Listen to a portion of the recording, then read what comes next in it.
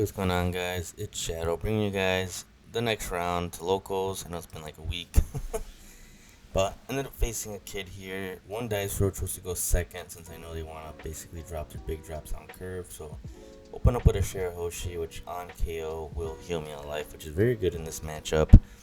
Essentially, the only thing around the Share Hoshi is going to be a Ben Beckman. So, if they don't see that, they pop a Rayleigh or Lucky Root, I will be healing on life. So, very good to open up with this. Here you do see like a big delay, but I didn't realize he swung. So I took the first 5k, and here I'm gonna counter out with the Gadatsu.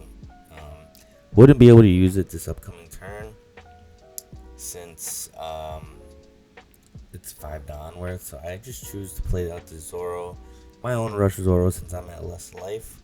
I choose to swing 6 at his Zoro, seeing and hoping that he was going to use his leader ability here to reduce the Zoro, give me a 1k so I can swing the kid, but just ends up giving me a 2k, so I end up swinging anyway, just potentially that he didn't use ability, because some people forget, and does use it, so it gets out of that, and use my leader ability. You do see that Nami is there, making my Zoro active as a blocker. But this is perfect here because now this Nami is able to pop a 5 cost as long as I have a trigger in hand. And we do see the Dream Luffy here. Swing an attack and I do trigger it. Debating whether to use the Nami or not, but I end up doing it to pop the Dream Luffy and I'll draw since I'm at 3 cards in hand. Which is very good. The Dream Luffy is going to be super annoying there. So as long as I was able to get rid of it, that's what matters. I can deal with the Zoro little by little. So in my hand, I just have a Satori, a Law, and a Useless Captain Kid, and I'm only at 6 down, so I can't Law yet. So here I'm going to opt to just swing 8k into the Zoro, because if he uses leader ability, he would get it down to 7, so I can pretty much guarantee it.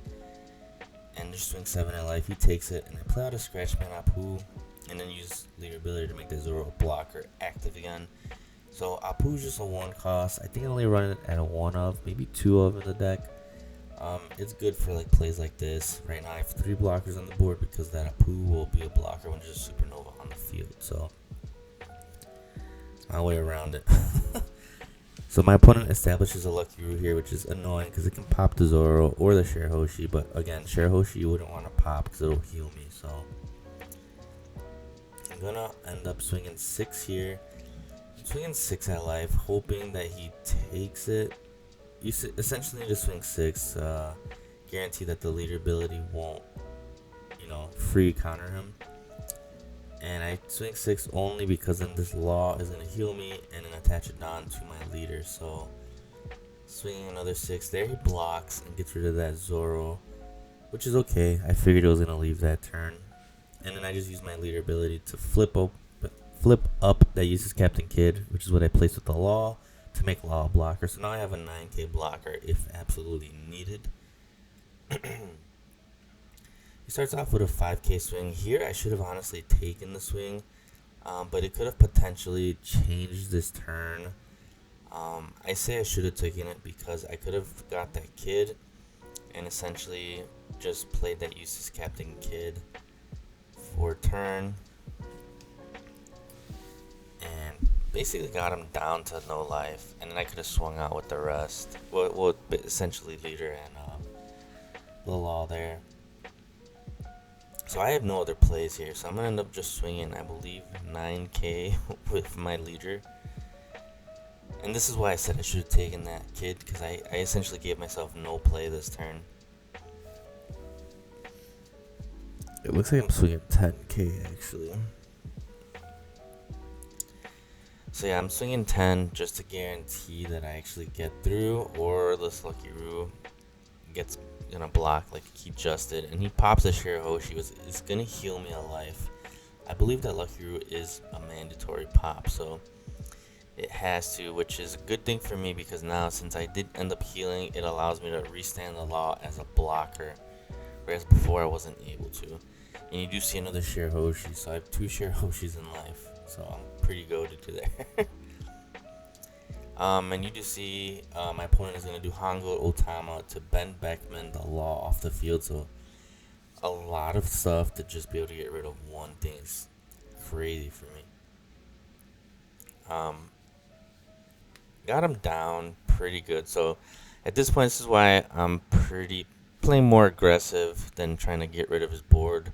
Typically, I'd want to get rid of the Hongo because I know it's just too Don. He can start attaching and swinging at me, putting pressure. He's going wide. But I opt to just swing 8 at life, focusing on life, use his leader ability in a 0-cost event. And I'm going to play out a Shirahoshi and a Satori from hand. And again, I'm playing out my 2Ks, but I'm sitting pretty good here because I'm at 4 life. I'm not really worried. I have another blocker. I just need to get to this Captain Kid that's in life currently.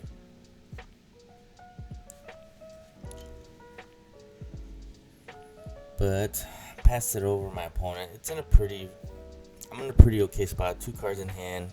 I need to get the Useless Captain Kid from life. So whatever he swings at me, I'm essentially going to take. I do have the blocker to get out of it. And I think that's what he's trying to bait out. But I just take it. I take that, and if I'm able to get this Shirahoshi, I'm in an even better spot. So, of course, again, I am going to take this Shirahoshi as well. Because next turn, I'm at 10 Don. So I could play the Useless Captain Kid, play out a Shirahoshi, and then use my leader ability to reestablish the kid as a blocker, giving myself 3 if absolutely needed.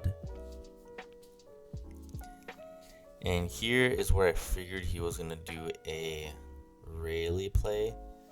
And once I saw Dragon, I figured he's going to rush in with all in on that Dragon. And he ends up snatching 2 down on that Hongo. So I give him the 2K, then I block the Dragon. And of course, this is exactly what I was talking about. Did not respect that Hongo and then ended up biting me back. So establish the Useless Captain Kid there. And now I'm going to start swinging at this Hongo. So I'm going to swing 5. He's going to use leader ability and a 2K. And I just swing with my leader again, clearing the Hongo. I do not want to give him that extra swing. Obviously, we just saw him do it. And then I establish the Shirahoshi and then use leader ability here. So again, giving myself 2 blockers. I'm still at 2 life. At best, he only has 4 swings. So I'm sitting really good here right now. It all depends on if he's able to remove the captain or Kid. If he removes Kid, it's essentially pretty much game for me. If he establishes a 10 drop, I know I got there. So swing 7 at the Satori. I end up just letting it go. You see I only have an Elthor and a 1K in hand. I also forgot to use my Useless Captain Kid ability for the cycle. Since he is at 2 life, I am allowed to draw 1 and trash 1. So potentially, I could have found something better than the 1K. So that's just something that I gotta remember. And right there, I did just let him know that I forgot it. But it is a mandatory, so I believe you are supposed to. So it is what it is. We knew it was gonna come down to this upcoming turn regardless. And the flipped up card in life is Blaze Slice. So if I do get the Blaze Slice, it's essentially gonna allow me for 1 Don to give me 1K attack or power, and it'll rest a 4 cost since he's at 2 or less life. So I take the swing. He thought I was gonna end up blocking there, so he's trying to bait out my Useless Captain Kid to turn sideways to get rid of it essentially. But we're not giving him the kid. So we're just going to take the life because, again, I only have these 2 blockers. So if he's got Gold Rogers and I take down to the last life, it's over. So at this point now, I have to give him blockers because I don't want to fall to Goldie Rogers. But all he has left is, again, leader swing. So we do have a 1K for leader swing. And if he does play the Roger, it'll just be Shirahoshi. And then we're good.